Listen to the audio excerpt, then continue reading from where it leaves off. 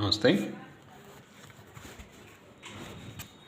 కోపాన్ని అధిగమించడం కంటిన్యూషన్. కోపానికి అనుకూల అంశాలు కూడా ఉన్నాయా? కోపం వలన కూడా ప్రయోజనాలు ఉన్నాయని భావించేవారు కూడా లేకపోలేదు. అందువల్ల మీరు కోపాన్ని అధిగమించే ప్రయత్నం ససేమిరా చెయ్యరు. ఈ అంశాన్ని నిజ జీవిత సంఘటన ఒకటి తేటతెల్లం చేస్తుంది.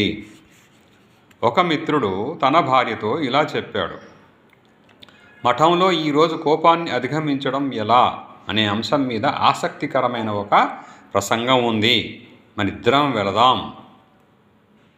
అందుకు భార్యామణి కోపాన్ని అధిగమించడం ఎలాగో తను తెలుసుకోకోరడం లేదన్నది.